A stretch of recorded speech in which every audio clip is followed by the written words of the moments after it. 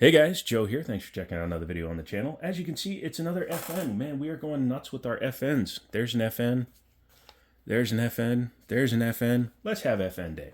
So this one came from Liberty Arms. Check them out. I can't link them obviously, but they're good people. They let me borrow firearms for videos. Sometimes if they're used, I can take them out and shoot them.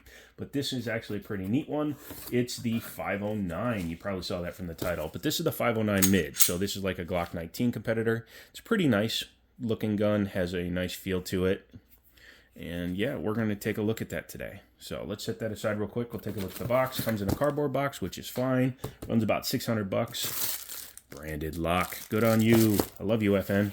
Inside the bag, you do have an extra mag and your back strap. The book is down there. You can put it in the case if you want.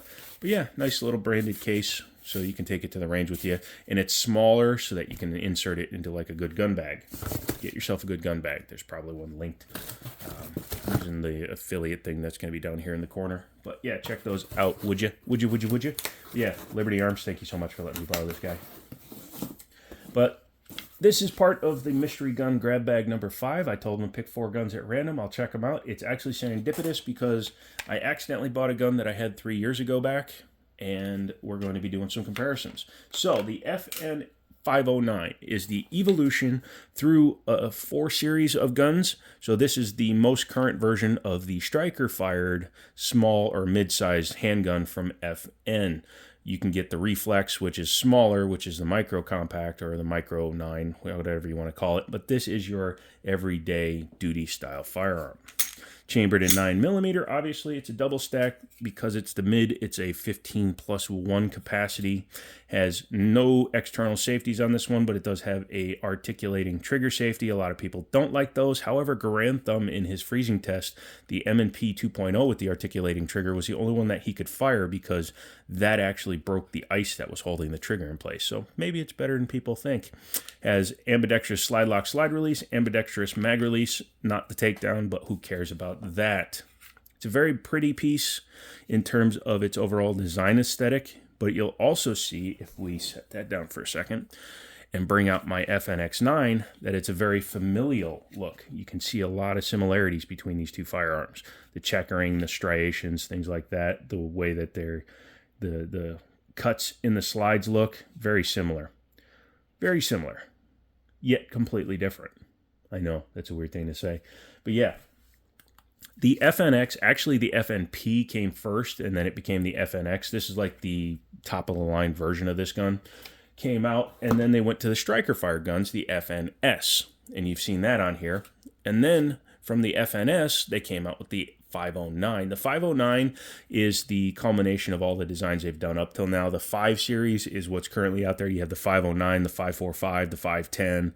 Those are all the calibers after the 5 series. 5th gen, I'm not sure what the 5 stands for, but it's pretty cool that the entire lineup has the same nomenclature. Makes things easier for you. Has a 1913 style pick rail, which is nice to see. I hate guns that have proprietary pick rails because it's annoying, or proprietary accessory rails. Has a 3-dot sight setup. They look luminescent, but they don't glow, so you hit them with your light and you'll get a little bit of time out of them, reflection and stuff. As you can see, it's a 3-dot sight. I'm not a fan of that for accuracy shooting, but for quick shooting, it's, I guess, a good thing. I don't know. I prefer to have a single point of aim at the front of the gun with just the blacked out rear, kind of like a red dot, only iron. Has an external extractor on this one. This one is not the optics cut version. No big deal. That is available. Has nice texturing on the side, kind of like the original. However, they did do some stippling up here, which I like. I don't like when manufacturers will do all this nice stippling and then they leave this completely smooth, like first generation P320s. Has very nice texturing on the mag release. The red mag release is a little bit recessed in there, so you're not accidentally hitting it. As I said, it is ambidextrous, so if you're a righty or a lefty, sorry, my nerves are acting pretty bad today, you can easily manipulate the firearm. The ambi slide lock is usable both sides, so that's nice to see. Here's an interesting fact I found, because I was just screwing around. This is my FNX mag, 17 rounder, and that's a snap cap for a very, very specific reason. I noticed they had the same catch in the front. So I was like, I wonder if it'll work. It's a little bit loosey-goosey because it doesn't fit flush in there. But as you can see, snap cap go in, snap cap come out, and lock open works. So if you have an FNX, you can actually use your mags. So maybe you're a collector of FN. Congratulations, you just wound up with 3 extra mags if you bought an original FNX. But yeah, pretty cool there. The articulated trigger makes it a single action. Well, it doesn't make it a single action, but this style of gun makes it a single action. Yes, I know, pre-cock striker, blah, blah, blah. The trigger isn't setting the striker. The action of the firearm is setting the striker. The trigger does one thing, releases it. This is a double action, a single action. A double action trigger cocks the hammer, comes all the way back, and releases it. Are we done fighting? Good. Thank you. I love you. I don't like to fight with you, sweetie. Has a plate on the back. That's the easiest way to tell a striker fired versus an internal hammer. Striker fired, you have to be able to take the striker out. Most of the hammer fired ones that are internal will also be longer in the back. Just little things. The more you know.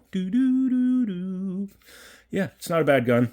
Trigger pull is a lot lighter than a double action, single action gun. As you can see, it comes back, pulls. If it was a flat face trigger, that would be a 90-degree break, but it's pretty light, probably around 4 pounds, 4.5 pounds.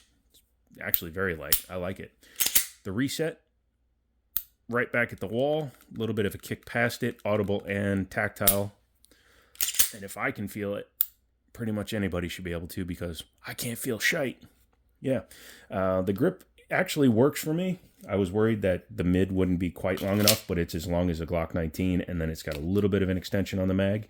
Allows you to get a good grip, because I'm a little bit taller than the average 5-foot guy, or whatever the average is. Obviously, I'm much taller than you, Mr. Average.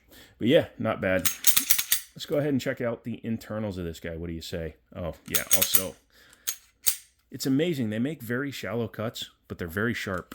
So you can easily overhand manipulate it. Can we? Yeah, no, we can't. I can't anyways, because it's too far forward. Anyways, in order to take one of these bad boys down, it's just like the FNX. Run it to the rear, take your takedown lever, run it all the way, well, pretty much vertical. It looks like it goes just past, and then pull your trigger and pull it apart. Don't drop on an empty chamber like I just did. I forgot it wasn't a hammer-fired gun. Has a captive double-nested guide rod. You'll see these a lot more than in the older guns. For example, even though this one is hammer-fired and captive, you can see the difference in the guide rods. The reason they do that is to aid in recoil mitigation, because when you have multiple springs, you have a shorter spring and a longer spring. This one takes the initial hit, right? So it decelerates it faster. And then this one, being more compressed and tighter, is the additional buffer. So it makes the slide actually not hit quite as hard. So there you go. There's your recoil lesson for the day, Marty. Marty? Nami. Look, I'm old and I watch Cheers. Anyways, once you take that out, you can drop your barrel out, and you can see it's very much a John Moses Browning short action tilting recoil system. Pretty cool. Very deep striations. I've noticed that on a lot of FN stuff. The grooves, the rifling is very deep in there, which I like. I said it in another video. Sometimes if you have a remanufactured or homemade bullets, they might not fit the exact diameter. Having deeper groovings allows for better contact with the bullet to the side of the barrel, thus giving you slightly better accuracy. Has the firing pin block right there, striker channel right there. There's your roll pin for the external extractor. Yeah, sorry. When you flip it over, it looks like it moved. That's called an optical illusion. I know I said optical. I like messing with you guys. Is he really that stupid? Yeah. Yeah, he is. But you love him anyway. Put lovable dork in the comments. Just show me that you watched the whole thing. A la Glock, you do have a big locking block here, which incorporates your front rails. Your rear rails appear to be aluminum with a coating on them. I was worried there at first. I'm like, why would you put plastic rear rails? There's your fire control group. There's your spring in there. There you go. There's your firing pin block, your sear, your ambi safeties, which go all the way around, which I do like. Yeah, pretty nice. Looks like they haven't really changed their method of attaching their serial plate, which is fine. It works. Why change it? Reassembly is the same as disassembly. Just kind of do that. Wiggle it until it's in place. Bring it all the way back. Lock it open. Make sure your spring isn't in a weird position. Tab it. And there you go. Oh, he dropped the slide again. You'll be fine. Don't worry about it. So there you go. That is the 509 mid, which is a pretty nice piece. I like it. If I didn't already have a FNX and a couple of other FN guns, including an FNS, I would maybe consider adding this to my collection. But as it is, this one is available for you to buy. Go down to Liberty Arms, tell them I sent you, Harrisonburg, Virginia. Just Google them and say, hey man, I want that. And then they will go, that one? And you'll go, yes, that one. And then they're like, are you sure? And you'll go, yes. And they'll be like, that's been on the internet. And you'll be like, I know, that's why I want it. And they'll be like, okay, it's 5% less because Joe dropped the slide on an empty chamber. And you'll be like, zang. So anyways, that was nonsense. I'm out of here. If you like this video, give it a thumbs up, leave a comment, all that doobly-doobly-doo. Maybe consider using some of my stuff in the description, my store, and don't thumbs down it. There you go.